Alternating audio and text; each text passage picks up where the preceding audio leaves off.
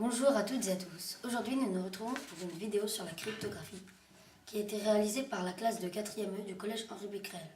Ce projet a duré toute l'année 2015-2016. Pour commencer, nous allons aller voir Max, Paul et Maël qui vont nous présenter la CITAL, qui est le plus ancien dispositif. Bonjour, nous avons fait appel à un spécialiste d'histoire du codage, Max Paul, qui est avec nous pour nous raconter l'histoire et le principe du bâton de Plutarque. Enchanté Max Paul. Bonjour. Alors tout d'abord, il faut savoir que la CITAL ou le bâton de Plutarque est le plus ancien dispositif de codage connu à ce jour. Il date d'environ 404 avant Jésus-Christ. Les Spartiates l'utilisaient pour envoyer des messages. Alors, les Spartiates, l'émetteur et le destinataire avaient un bâton de bois qui avait le même périmètre.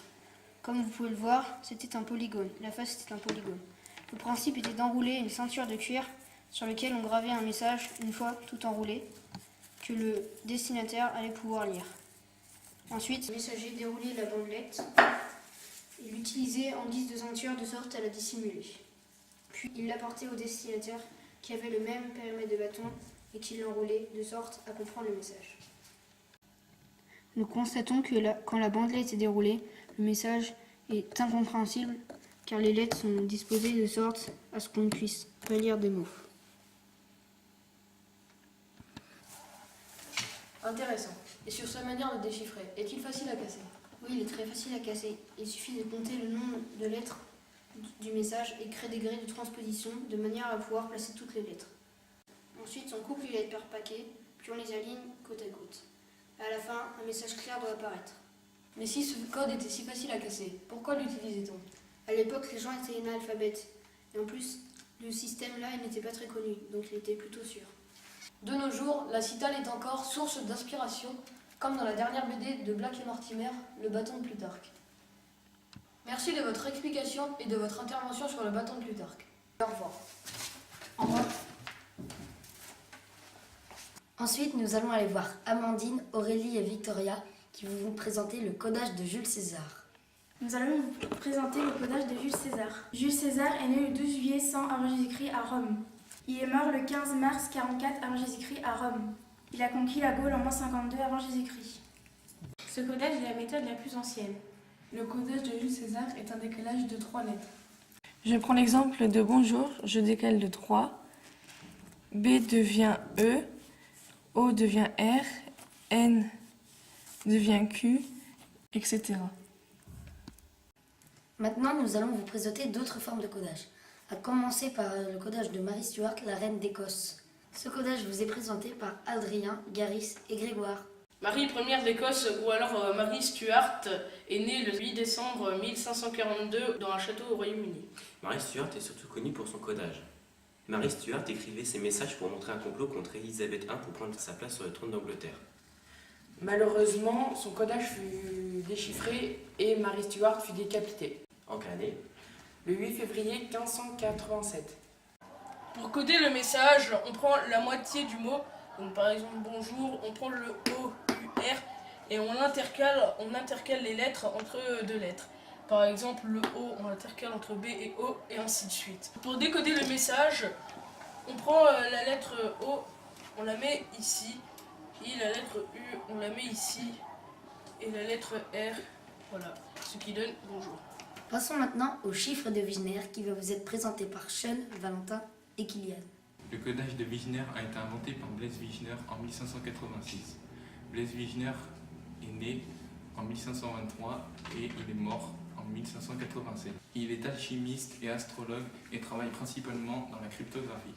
Sa méthode consiste à coder et à décoder un message à partir d'une clé que l'on répète en boucle et d'un tableau appelé la table de Wigner. Pour chiffrer, il faut prendre la colonne pour la lettre du message et la ligne pour la lettre de la clé. On relie les deux et la lettre obtenue sera celle qui est codée. Ici, le message est bonjour, donc la première lettre est le B. Et la clé, la première lettre c'est le V, donc on descend jusqu'au V. Et la lettre obtenue c'est le U. On continue pour avoir le message codé en entier en prenant la deuxième lettre, la troisième, la quatrième, la cinquième, jusqu'à avoir tout le message codé. Alors, les lettres suivantes, c'est le O, on descend jusqu'au A. Et la deuxième lettre du message codé, c'est le M. Et on reproduit ça tout le temps pour obtenir le message en entier. Pour déchiffrer, on prend la ligne correspondant à la lettre codée et on cherche la lettre de la clé. En remontant, on trouve la lettre de départ. La lettre codée ici est le U. La lettre de la clé est le V. Donc en remontant, on trouve bien le B qui était du message de départ. Et on peut faire pour tout pour retrouver le message. C'est comme ça qu'avec l'aide d'une clé, nous pouvons coder et décoder un message. Quand nous avons découvert la table de Wigner, nous avons mis 350 ans pour réussir à la décoder.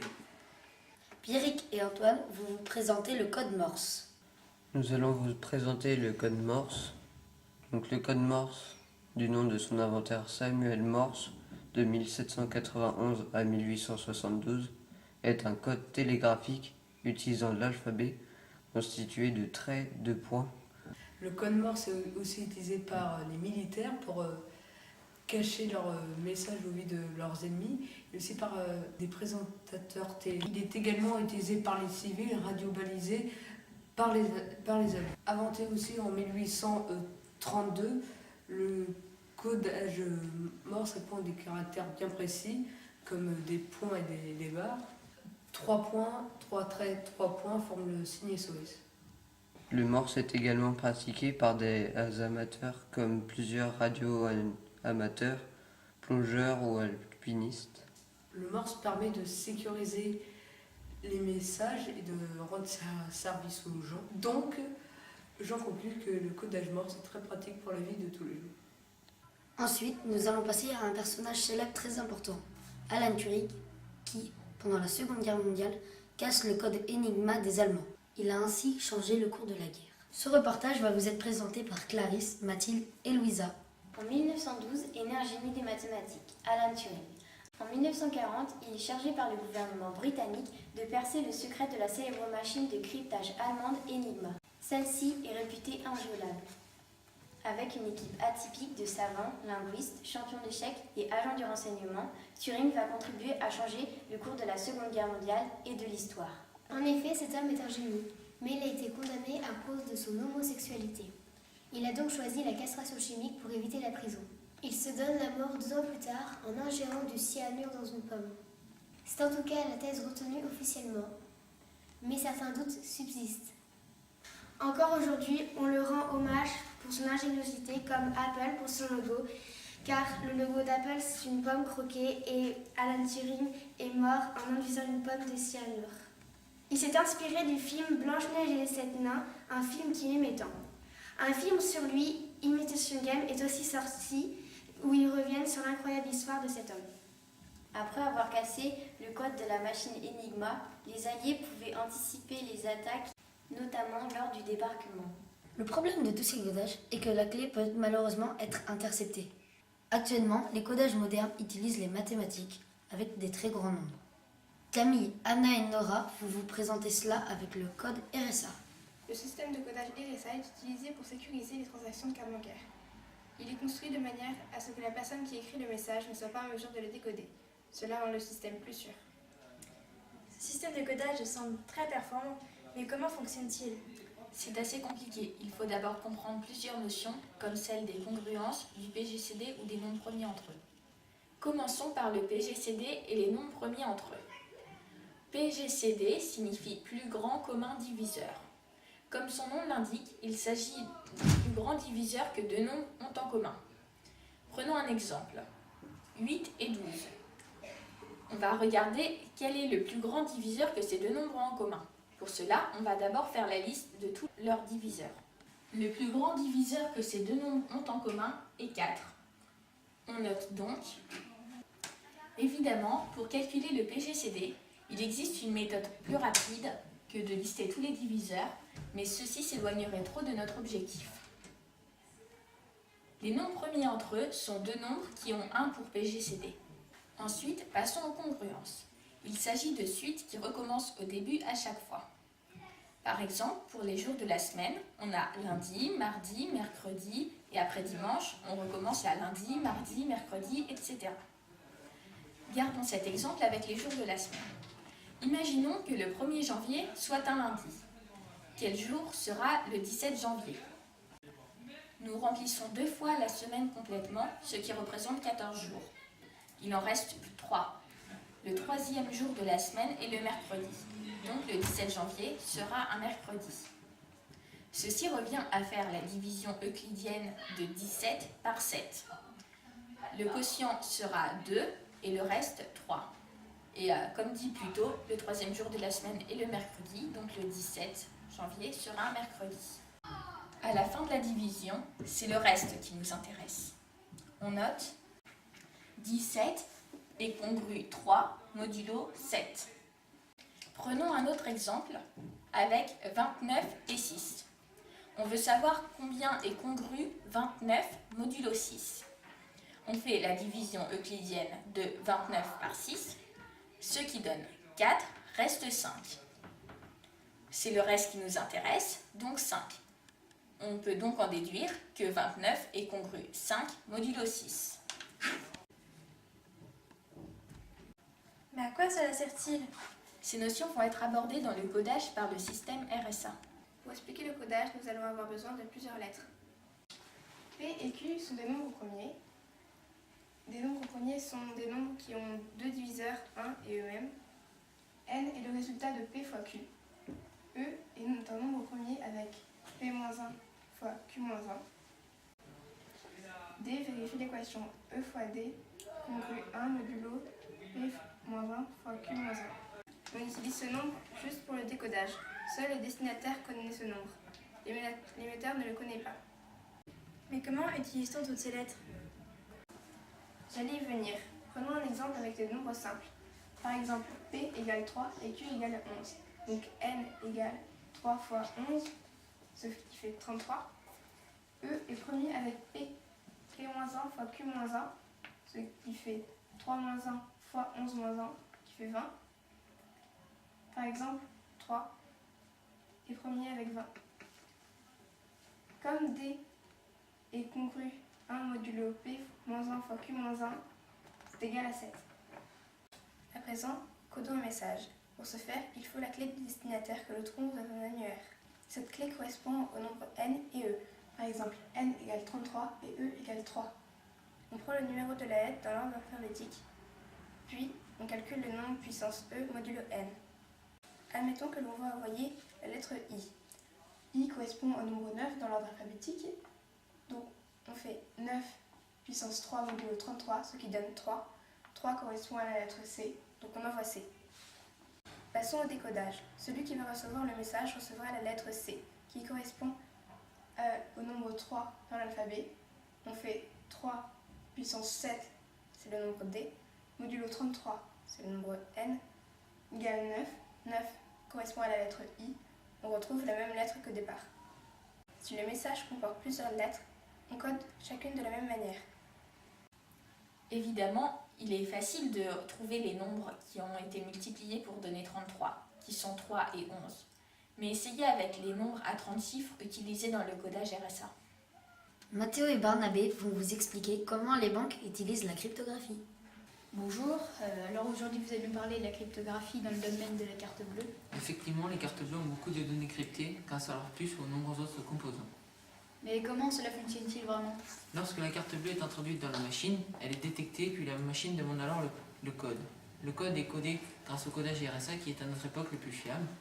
La banque décode alors ce message et renvoie les informations à la machine qui les décode. Mais c'est si simple que ça? Non, c'est beaucoup plus complexe car la banque et la puce échangent et décodent de nombreux messages pour savoir le montant de la transaction, le nom de la personne et le code. Comme tu le dis, le système bancaire est très complexe et quasiment indéchiffrable, mais pourtant certaines personnes se font voler sur Internet alors qu'ils n'auront fait aucun achat. Voilà le problème des cartes bleues. Certaines personnes passent des heures sur une même carte et réussissent à voler des informations ou à voler l'identité d'une personne. Il existe aussi de nombreux codages dans les cartes vitales ou les téléphones, donc il faut faire très attention. Merci pour toutes ces informations. De rien. Audrey, Alice et Cassandra vont vous présenter des écrivains qui ont utilisé la cryptographie en littérature. Nous avons lu Le Scarabée d'or d'Edgar Allan Poe, où l'auteur utilise la cryptographie comme élément principal de son œuvre. Au début de l'histoire, le narrateur rend visite à un ami qui va l'entraîner dans une étonnante aventure. Avant la venue du narrateur, son ami William Legrand trouve un scarabée d'or sur l'île de Sullivan. À son arrivée, il s'empresse de raconter sa découverte et sur un morceau de papier dessine le scarabée. Le narrateur, lui, voit une tête de mort. Après plusieurs semaines sans avoir de nouvelles de William, le narrateur reçoit la visite de son serviteur Jupiter. Celui-ci lui fait part de ses doutes sur la lucidité de son maître et, ensemble, ils retournent voir Monsieur Legrand, qui les attend avec des pelles et leur annonce qu'ils vont partir en expédition. Ils partent donc dans la forêt, mais seul William sait ce qu'ils vont faire. À un moment, il donne des instructions à Jupiter que celui-ci suit pour trouver un endroit où il creuse et découvre un trésor. Ensuite, il retourne chez Legrand où il explique au narrateur et à Jupiter comment il a trouvé la piste de ce trésor. Tout d'abord, il explique que peu de temps après que le narrateur soit parti, il a remarqué qu'en faisant chauffer le papier où était dessiné le scarabée, était inscrit un message. Dans ce texte, il a remarqué les répétitions, dont le chiffre 8 qui était répété 33 fois. Il a pensé que c'était le E, et de cette hypothèse, il en a déduit que la langue utilisée était l'anglais, car il a remarqué des redoublements qui n'existent pas en français.